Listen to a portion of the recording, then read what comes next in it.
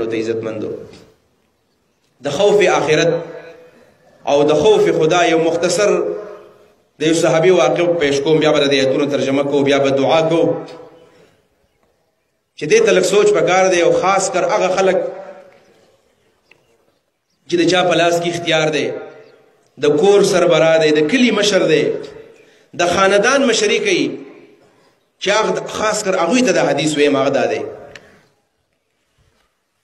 حضرت عمر فاروق رضی الله عنه کله چې خلیفه شو نو په شام کې چې کوم گورنر دی حضرت معاویه رضی الله عنه، د حضرت عمر خوی دا و چې یو کال نه به زیات چرته هم یو گورنر نه ساتو، ویل دا به بیا قابض کیږي. کله چې کال تیر شو نو آرډر جاری کو چې ټول گورنران معزول او نه ویلېږم. نو حضرت معاویه صاحب د شام د گورنرین معزول شو. شام یو ډېر زیاته ګونجان آباد خارو او ډېر قابل خلک په هغې کې اوسېدل. نو د معاویه صاحب په شان قابل سړی ولا گورنر هم پکارو. حضرت عمر فاروق صاحب ولا سوچ کوو چې شام ته څوک ولېږم. د یو نوجوان ذهن ته خبر رالاله چې دا غرم د سعید ابن عامر رضی الله عنه. سعید ابن عامر یاره ویل دا لږ به ولېږم. سعید ابن عامر نوی نه واده کړی دی او ډېره زیاته مالداره جنۍ ده او د مالداره سړي لور یې کړې ده، په نکاح باندې اغوستې ده. حضرت عمر فاروق صاحب راوغوښته ورته وایي سعیده تیاری وکئ او د شام دپاره مې ستا نوم تجویز کړی دی ګورنرۍ. هغه ورته په ژړا باندې شو چې یا امیر المؤمنین خدای ته وګوره ما د دې نه وساته او نه شم تللی ګورنرۍ له. موږ دا عهدې څومره په پیسو باندې اخلو، وړوکې شان نوکري په پیسو والو. د شام د صوبې گورنر جوړی او په ژړا شو ورته وایي د الله ته ویرېږه او ما پرېږدوه او نه شم تللی. عمر فاروق ته فرمایي چې کله زه خلیفه شوم لومبی نصیحت ما د تا کړی د الله نه ویرېږه، او داسې وم لومبی نصیحت ورته کړی چې عمر خلیفه شوې خو د الله نه ویرېږه، د چا حق ضایع نه کړې. ویل اوس چې ته زما سره تعاون نه کوې نو څوک به زما سره تعاون کوي. په ژړا باندې ورته وایي حکم درته کوم چې د شام گورنر یې وځه. روان شو کور ته چې لاړو نو کور ښځې ته وایي ویل حضرت عمر فاروق صاحب په امتحان کې اچولی یم. ښځې ته وایي وایي څه امتحان کې اچولی؟ وایي امتحان کې دا اچولی یم چې ما ته وایي د شام گورنر او زه به شام ته. نو ښځه ورته وایي چې شام ته خو ځې گورنري کې، خو ته خو ما ته معلوم ته خو تنخواه هم د حکومت نه اخلي. هغه ځای کې دلته خو زما پلار او مور او زما خاندان دی، نو که ته کور ته څه نه راوړي هغوی راوړي هلته به ته زما سره څنګه وخت تېروې؟ زه به ستا سره څنګه وخت تېروم؟ ښځه هم ډېره زیاته خفه شوه، انکار ورته وکړه. وایي د خلیفه حکم دی وځو به. آخر روان شو لاړل شام ته ورسېدل. شام ته چې کله لاړل حمص ته ورسېدل او سرکاري دفتر ورته میلاو شو، کور ورته میلاو شو، د چارج واغستو. نو کور ته چې راغی نو ښځه ورته وایي چې سعیده ستا به انتظام صحیح، ته به تنخواه څومره اخلي؟ وایي زه به تنخواه نه اخلم. وایي ته خو ګورنر یې او ستا غلامان نوکران، وایي زه په کور کې غلام نوکر نه ساتم، خدمت به ما او تا په خپله باندې کوو. ویل ښه ټیک ده چې ته تنخواه هم نه اخلي او نوکران هم نه ساتي، دا زما کالی دی، دا زما سونه ده، دا بازار ته ویسه او دا خرڅ کا، خو په کوم ځای کې چې ډېرې پیسې کې نو هغه ځای کې خرڅ کا او یا چاله په مضاربت باندې ورکا. هغه ویل ټیک ده. سعید ابن عامر چې کله لاړو او دا سونې ځان سره واغستل او ښځې ته وایي چې زه ستا سره وعده کوم چې په داسې تجارت کې به ولګوم چې په هغې کې چېرته نقصان نشته، چېرته په هغې کې تاوان نشته او ګټه ده. نو ښځې خوشحاله شوله چې ډېرې پیسې به راله وګټي. وایي چې بار لاړو اواز یې وکړو چې این الیتاما این الارامل، د شام او د حمص ښار یتیمان او کونډې د هغوی سره ملاقات کوم رایولې راله. دا کونډې او یتیمان چې کله راغلل سعید ابن عامر پې د ښځې هغه ټول کالی تقسیم کو، دا مې د الله دپاره تاسو له درکړل. ماښام چې کور ته راغی نو ښځه ورته وایي چې هغه کالی او سونه دې په څه کې ولګول؟ وایي په داسې تجارت کې مې لګولي دي چې د الله په ذات قسم کوم چې تاوان پکې نشته. وایي په څه دې ولګول؟ ویل د حمص یتیمانو کونډلو مې ورکړل. وایي ښځه ورته قار شوله چې ساده سړي ته خو تنخواه نه اخلي، ما دله خپل د غاړې کالی درکړو، دا خو به دې صحیح خرڅ کړی وی نو موږ به څه کوو؟ ویل موږ د الله میلمانه یو، الله به موږ ساتي. او د هغې نه وروسته وخت تېرېږي. د دې مختلفو علاقو نه به مدینې ته یو کاغذ تلو، یو کاغذ، او په دې کاغذ کې به د غریبانو نومونه لیکلی شوي وو چې دا سړی د زکات د اغستو حقدار دی، مستحق دی. د شام نه یو قاصد راغی او چې کله حضرت عمر فاروق صاحب ته لیست پیش کو نو په اول نمبر نوم پکې دی سعید ابن عامر، اول نمبر نوم پکې دی د غریبانو په لیست کې. نو حضرت عمر فاروق وای دا سعید ابن عامر څوک دی؟ وای دا د شام گورنر دی. ویل دومره زیات غریب دی چې دا غنوم تاسو په اول نمبر لیکلی دی. وای دومره زیات غریب دی په ټول شام کې چې د زکات د غستو غټ مستحق دی هغه سعید ابن عامر دی. نو عمر فاروق صاحب ډیر زیات خفه شو، وی جړل او د خوشحالي نه وجړل چې د الله فضل دی چې ما کوم سړی لګلې دی انتخاب مې ټیک دی. 1000 دینار ورلا په تیلی کې بند کړل او ویل سیده چې لاړ شي نو دا به سعید ابن عامر ته زما طرف ته تحفه حواله کوي چې د خپل کور د بچو تنظیم به وکړي. کله چې هغه 1000 دینار ویوړل او هغه قاصد حضرت سعید ابن عامر لور کړل، وایي څه شی دی؟ وایي دا عمر فاروق تحفه را لېږلې ده چې کلاوې کړل نو په هغې کې د حضرت عمر خط دی او دا 1000 دینار پکې دي. چې کله واغستل نو حضرت سعید ابن عامر چغې کړلې وایي یا الله، وایي د کوم امتحان نه مې چې ځان ساتو خلیفه پکې بیا په امتحان کې واچولم. د دې امتحان نه خو ما ځان ساتو، د دې امتحان په وجه خو ما د خپلې ښځې کالی خرڅ کړی دی او خلیفه ما نه پرېږدي ما په دې ګناه کې اچوي. کور ته راغی او ښځې ته هغه پیسې ورګزار کړلې، وایي خلیفه په بل امتحان کې واچولم. ښځه ورته وایي څه امتحان کې واچولې؟ ګوره وایي دا پیسې ما پسې کور ته راولېږلې، معلومیږي دا ګنهګار یم. زه د دنیا نه ځان ساتم، دنیا زما کور ته راځي. نو هغه ښځه ورته وایي چې زغم مه کوه او ډېر غریبان دي په دې شام کې دا پې تقسیم که. هغه پیسې راواغستلې تقسیم یې کړلې پې. عمر فاروق صاحب ډېر خوشحاله دی. ویل زه مو د شام دوره په خپله باندې کوم چې د شام د خلکو حالات والم چې دومره د الله نه یریدونکی انسان هم زموږ په دې عوامو کې په دې خواصو کې په ګورنرانو کې شته. لاړو او بغیر د سرکاري پروتوکول نه یوازې لاړو د خپل غلام سره، هېڅوک ورسره نشته او شام ته ورسېدو. او خیال یې دا و چې د سعید ابن عامر به تپوسونه پټ پټ وکړم چې چاته پته ونه لګي. چې شام ته ورسېدو او امیر المؤمنین دی، هر چاته معلوم دی. आवाज وشو چې قدمه امیر المؤمنین الی الشام، شام ته امیر المؤمنین راغی. د امیر المؤمنین نوم داسې و، دا په شام کې د ځنګل د اور په شانې مشهور شو او ټول خلک د خپل امیر استقبال ته راووتو. داسې یو ګڼه جوړه شوله او ډېر لوی ګڼه ده. حضرت سعید ابن عامر هم په خپله باندې راغی، عمر فاروق صاحب راغی، ټول خلک یې کېنول او عمر فاروق صاحب راغی ودرېدو. وی د شام خلکه تپوس درنه کومه چې دا کوم گورنر مې رالیږلی او څنګه چللی د مخکینو گورنرانو نه ښه دی او که نه دا بد دی؟ ستاسو څه خیال دی؟ ټولو خلکو به یک اواز ویل چې نعم الامیر یا سیدنا، ډېر ښایسته سړی دی رالیږلی و، ډېر بهترین انسان و، ډېر زیات د الله نه یېرېدونکی.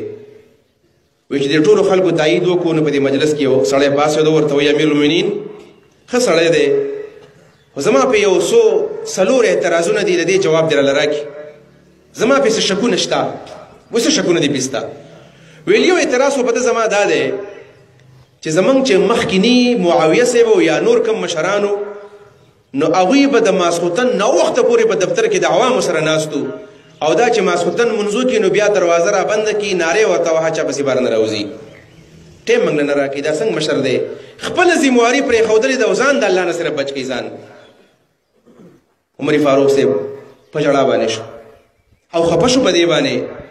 چې دا خو غالبا زمانه غلطي شوې ده او دا خو سعید ابن عامر خپل ځان د اور نه بچ کړی دی، انفرادي اعمال برابر دی خو د عوامو خدمتونه نه دي کړي. ویل دویم اعتراض دی پې سره، ویل دویم اعتراض مې پې دا دی چې دا د ورځې ناوخته دفتر له راځي، نور راختلی چې دا راځي او نور پخوا چې زمونږ مشرانو سهار وختي په خپل دفتر کې ناستو نو خلکو له مسلې حل کولې. ویل دریم اعتراض دی پې سره، دریم اعتراض مې بوی دا دی چې دا په هفته کې 2 ورځې ډیوټي هم کوي، هفته کې 2 ورځې ډیوټي هم کله کله دا وکړي، یو ورځ ډیوټي خو کوي خو 2 ورځې ډیوټي کوي، مخکې د هفته کې د چوټۍ تصور نه و.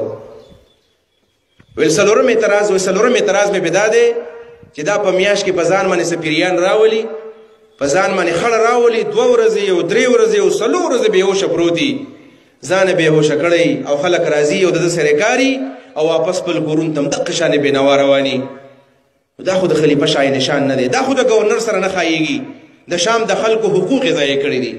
کلک احتساب یې ورسره وکړو او دا احتساب پکار هم دی، په معاشرو کې دا احتساب پکار دی چې چا سره وشي. عمر فاروق صاحب ال سعید زر پاسه د خلکو تسلی بکې غنې سزا بدل در کومه. هغه راغی ورته وایي امیر المؤمنین سوال درته کومه، دې سړي چې دا 4 کم اعتراضونه وکړل دا ټول حق دي، خو دا زما غلطیانې نه دي، دا زما د الله سره رازونه دي دا زما سپټ عبادت دي واغه کوم او زه نه غواړم چې د خلکو دغه ښکاره کړم دا بس د الله نه بیا اجر غواړم امیر المؤمنین ورته فرمایي چې سعید خامخا به جوابونه کوي اعتراضات د باندې شوي دي ودرېدو په جړا جړا باندې وایي یو اعتراض را باندې دا کړی و چې زه ماسخوتن وختي کور ته ځم خلکو له وخت نه ورکوم وایي اصل کې ما ته هغه زمانه را یاد ده چې موږ به د بوتانو عبادت کوو د کاڼو بوټو عبادتونه هم کړي دي ځواني م په هغې کې ضایع کړې ده ځکه د خیبر د کال نه نږدې په دا وخت کې هغه ایمان راوړی ما ځواني په شرک کې تېره کړې ده د بوتانو عبادتونه مې کړي دي چې کله مې ایمان راوړی دی نو په هغه تېر ژوند باندې ډېر زیات خفه یم دا کله سړی توبه وباسي په حقیقت کې نو بیا په هغه تېر ژوند خفه چې دا مې څه کول دا زه څه لیونی وم چې دا یو طرف ته منډې وهه بل طرف ته وهه او اصل مقصد رانه پاتې و وایي په هغې خفه یم د الله سره مې وعده کړې ده چې د ورځې به د خلکو خدمت کوم شپه به ټوله زما د الله دپاره زه د شپې عبادتونه کوم زه نه یم وزګار چاته ټوله شپه د الله ته ولاړ یم په مسله باندې عبادتونه کوم ذکر اذکار کوم او چاته نه وزګارېږم ورته عمر بس دی او زما رازونه نور مخ ښکاره کوه یو راز به ښکاره کوو وایي نه ټول جوابونه پکې ویل دویم اعتراض را باندې دا کړی چې زه د سهار په هغه ټیم کې دفتر ته راځم چې نور راختلی ورته وایي خلیفه وایي کار داسې دی چې کله شام ته راغلی یم وایي ما نوې واده کړی او شام ته چې رالو زما ډېره زیاته مالداره خرګنۍ وه دلته چې رالو نو زه خو تنخوا منخوا مې نه اخیستله او داسې سوم د خوراک نو زما ښځه بیماره شوې ده نو زما ښځه خدمت نشي کولی سهار چې زه راپاڅېږم نو د خپل کور د ناشتې انتظام په خپله باندې کوم ځان لم پخلی کوم او خپلې ښځې لم پخلی کوم بچو لم کوم او ټول انتظام په خپله باندې کوم او زه په کور کې غلام نه ساتم نو په دې وجه په ما باندې ناوخته شي ناوخته راشم دفتر ته غلامان نوکران نه ساتم د ځان سره او درېیم اعتراض چې کوم دا کوي چې زه په هفته کې 2 ورځې کله چوټي وکم یو ورځ هم چوټي وکم نو د هغې وجه وایي دا د عزتمندو چې زما داسې د دنیا د خوشماشۍ سره نه لګي زما صرف یو جوړه جامې دي د ټاټ جامې دي د ټاټ زه چې کله په هفته کې هغه ووینځم نو زمونږ په کور کې صرف یو څادر دی هغه د ځان نه تاو کم نورې زما جامې نه وي نو هغه جامې ووینځم او بیا یې واچوم داسې او نور ته کېږدم چې کله وچې شي دا خو د ټاټ جامې دي او د جمعې ورځې دي په ورځ کې نه وچېږي نو کله چې جامې زما وچې شي نو هغه جامې واغوندم بیا راوځم نو په دې کې کله کله چوټي زما نه وشي او بیا عمر فاروق ته وایي چې بس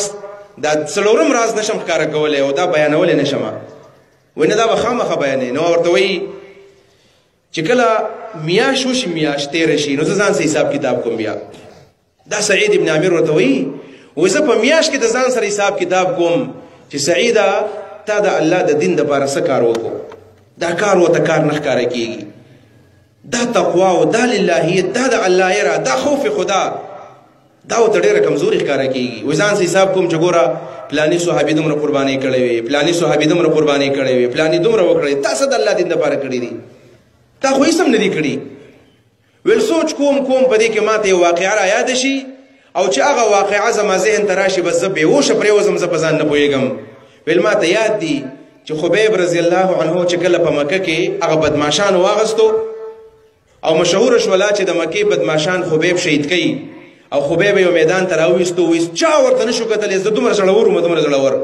وایي زما په چا باندې ترس نه راتلو وایي زه راغلم او زه په تماشې ته ولاړ وم خبیب یې راوویستو او هغه ځوانانو وجو وایي خبیب ورته وویل چې ما لږ پرېږدئ تاسو هسې ما وژنئ زه یې 2 رکعته مونځ کوم او بیا به راشم بیا به مې مړ کوي وایي خبیب لاړو زه ورته ګورم 2 رکعته مونځ یې وکړو او بیا راغی او د قاتلانو ته وایي چې ګورئ تاسو داسې ونه وایئ چې خبیب د مرګ نه ویرېدو او دا هم ګورئ زما عادت نه دی چې زه مونځ دومره لنډ کوم نن مې په دې وجه دا مونځ لنډ وکړو اوږده مونځونه کوم خو تاسو به بیا ویل چې خبیب د مرګ نه ویرېدو په مونځ باندې ودرېدو 2 رکعته مونځ مې وکړو اوس زما بدن او ستاسو جوړکۍ چې سره سره کوئ را سره وکئ سعید وایي زه ورته ولاړم او په دې دوران کې دې ظالمانو د خبیب د بدن نه لاس پرې کړو په ژوندي باندې لاس پرې کړو غوږونه یې پرې کړل د هغه د بدن نه په قنچانو په چړکو باندې غوښې پرې کولې او د خبیب په خوله باندې فریاد نشته یو شعر وایي چې ولست ابالي حين اقتل مسلما على اي جنب كان في الله مسرعي وذلك في ذات الاله وان يشاء يبارك في اوصال شلو ممزعي ویل اس پروا مې نشته چې مسلمان مرم ځکه چې زه په ځمکه را پرېوځم مسلمان بېما او دا د الله د رضا دپاره شهید کېږم هېڅ پروا مې نشته د قیامت په ورځ به الله زما په دې کټ شو اندامونو کې بیا برکت واچوي زه به یو روغ خو بیا به راپاڅېږم ویل دغه حالاتو ته چې وګورم نو بیا په ما باندې به څه چل وشي زه نه پوهېږم په ځان باندې زه 2 ورځې کله بېهوش یم او 3 ورځې بېهوش یم او ځان ته ویم چې تا هم لا خدمت کړی دی خدمت خو دې هلکانو کړی دی او دومره سخت زړه زما چې ما دې هلک ته کتل دی خبیب ته مې کتل عزتمندو ډېر نوجوانان ناست دي په دې مجلس کې زمونږ د اسلافو دغه کارنامې وي د خبیب ژوند دقه دی د الله دین دپاره یې ځان وشیندو د سعید ابن عامر هغه په ګورنرۍ کې ملنګي وکړله د عمر فاروق ژوند ته ګوره د ابوبکر صدیق ژوند ته ګوره راځئ چې موږ د ځان دپاره دا خلک رول ماډلز وګرځو رول ماډلز د دې خلکو نه ژوند موږ یاد کړو دا هغه ملنګانو هغه فقیرانو چې د الله نه یېرېدل نو د دنیا واګي او د دنیا اختیار الله دوی له په لاس کې ورکړ